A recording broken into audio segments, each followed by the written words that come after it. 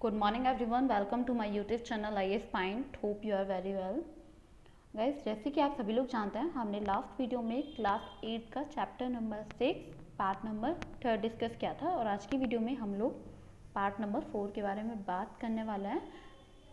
आपको वीडियो को एंड तक देखना है क्योंकि वीडियो मैं इतनी बड़ी नहीं बनाती हूँ, इसीलिए आपको वीडियो को एंड तक देखना है क्योंकि आप लोगों का कोई भी टॉपिक मिस हो जाए और वही टॉपिक एग्ज़ाम में पूछ लिया जाए, ये ना तो मेरे को पता है नहीं आपको पता है। इसीलिए आपको ऐसी कोई भी गलती नहीं करनी है जिससे आपका सिलेक्शन होने से रुक जाए।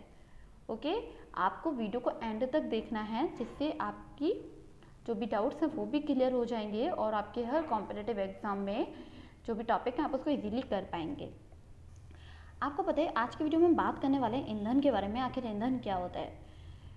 आपको पता है ऐसे पदार्थ तो जल सकते हैं, ठीक है। जलकर हमें क्या प्राप्त होते हैं? हमें ऊर्जा देते हैं और प्रकाश देते हैं, उन्हें हम ईंधन बोलते हैं, ठीक है। होप आपको समझ आ रहा होगा। ईंधन के कुछ प्रकार भी होते हैं, कौन कौन से होते हैं? आपको पता है कि ईंधन के प्रकार होते हैं आपका ठोस, द्रव एंड गैस, ठीक है। आपका आदर्श ईंधन भी होता है। आदर्श ईंधन क्या होता है ये जानने की कोशिश करते हैं। आदर्श ईंधन वह ईंधन होता है जो आसानी से हमें मिल जाता है, मतलब ज़्यादा हमें एक तरीके से उसे जो हमें ज़्यादा ऊर्जा दे सके, जिससे जलने के बाद में कोई भी राख की प्राप्ति नहीं हो। ऐसे ईंधन को हम लोग आदर्श ईंधन बोलते हैं। अब आपका आता है सेकंड, जिसे बोलते हैं ईंधन दक्षता। ईंधन की दक्षता आखिर क्या होता है ये जानने की कोशिश करते हैं। इससे एक तरीके से क्या होता है, इससे जानने से पहले हमें जानना पड़ेगा ऊष्मीयमान के बारे में, क्योंकि ऊष्मीयमान से ही होता है। ऊष्मीयमान क्या होता है? जब भी ईंधन के किसी भी ईंधन को एक तरीके से लकड़ी है, कोयला है, उसे पूर्ण रूप से तब जलाया जाता है तो उसमें से जिस ऊर्जा या फिर जिस ऊष्मा की हमें प्राप्ति होती है उसे हम लोग ऊष्मीय ईंधन बोलते हैं, मतलब ऊष्मीयमान बोलते हैं, सॉरी। अब आपको पता है कि होता क्या है कि जो भी ईंधन की दक्षता है ऊष्मीयमान से ही निकाली जाती है। और ईंधन के ऊष्मीयमान को हम कैसे निकाल सकते हैं? ईंधन के जो ऊष्मीयमान होते हैं उसको हम किलोजूल के प्रति किलोग्राम, मतलब केजी मात्रक द्वारा प्रदर्शित किया जाता है। ये यहाँ पे आपको ध्यान रखना है। होप आपको काफ़ी अच्छे से समझ आया होगा। अगर कोई भी डाउट रहे तो आप उसे कमेंट बॉक्स में क्लियर कर सकते हैं। यहाँ पे आपको विभिन्न ईंधन की ऊष्मीयमान बताए गए हैं। गोबर के उपले आपका 6000 8000 पर केजी, ठीक है। और यहाँ पे आप लकड़ी है तो आपका 17000 से 22000, कोयला 25000 से 33000, मतलब रेट आगे बढ़ते ही जा रहा है, जिसका मान है वो बढ़ते ही जा रहा है आगे। पेट्रोल है 45000, मिट्टी का तेल है 45000, डीजल है 45, और आपका मीथेन 50 हो गया 50000, CNG आपका 50000 हो गया। यहाँ पे आपको ध्यान रखना है जो वाहन होते हैं, जो बाइक वगैरह होता है, वहाँ पे CNG का इसलिए यूज़ किया जाता है, ज़्यादा प्रदूषण से नहीं फैलता, बहुत ही कमी के साथ प्रदूषण फैलता है इससे। ओके, आपको पता है यहाँ से आप देखेंगे ये गैसेस हैं LPG वगैरह, तो ये गैसेस आप यहाँ पे देख रहे हैं, जेट गैस है, हाइड्रोजन है, तो इनका मान कुछ ज़्यादा ही बढ़ रहा है। आप देख पा रहे हैं यहाँ पे 55 से 35,000, आप यहाँ पे आप देख पा रहे हैं कि 1 से 50। तो यहाँ पे आपको ये ध्यान रखना है। अगर कोई भी डाउट रहता है तो आप उसे कमेंट बॉक्स में क्लियर कर सकते हैं। बहुत ही इंपॉर्टेंट टॉपिक है, आपको ध्यान रखना होगा क्योंकि ये एग्जाम में भी पूछ लिया जाता है। अब आपका आता है दहन। ईंधन के दहन से हानिकारक उत्पाद प्राप्त होते हैं, कौन कौन से होते हैं ये जानते हैं। आपको पता है कि ईंधन का बढ़ता हुआ जो उपभोग है पर्यावरण का एक तरीके से हानिकारक प्रभाव डाल रहा है। नंबर फर्स्ट, मतलब लकड़ी, कोयला और पेट्रोल जैसे कार्बन जो होते हैं वो बिना जले क्या करते हैं? कार्बन कण छोड़ते हैं। ये जो सूक्ष्म कण होते हैं ना बहुत ज़्यादा खतरनाक होते हैं, जैसे कि आपका दमा है और खास रोग उत्पन्न कर देते हैं, मतलब जो सांस का रोग है इससे उत्पन्न होने लगता है।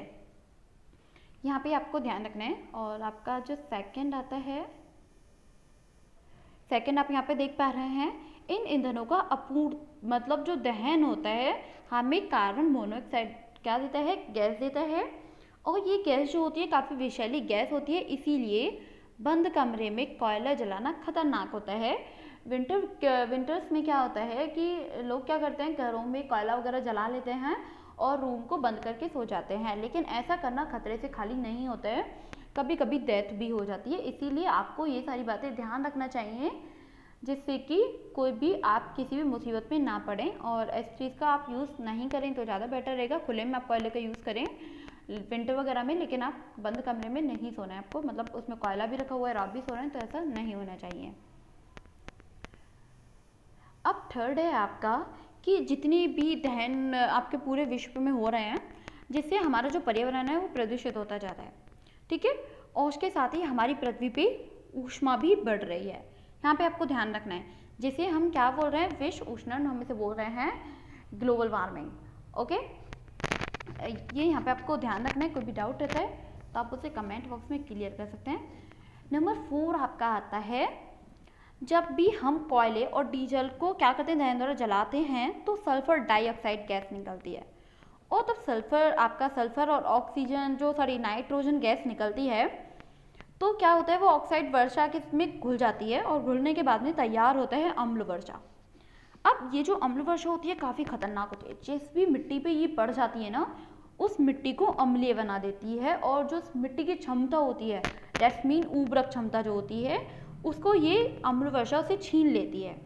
और ये अम्ल वर्षा धातु पे पड़ने पर धातु को नष्ट ही कर देती है। बहुत ज़्यादा हानिकारक होती है ये।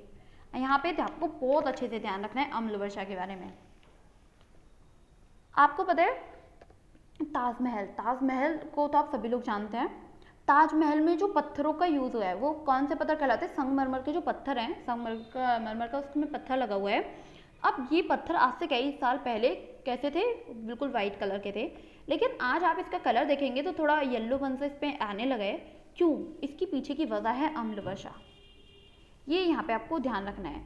अगर अम्ल वर्षा से हमें बचना है तो हमें वृक्षों को काटना नहीं चाहिए, बल्कि वृक्षों का रोपण करना चाहिए, वृक्षों को और लगाना चाहिए।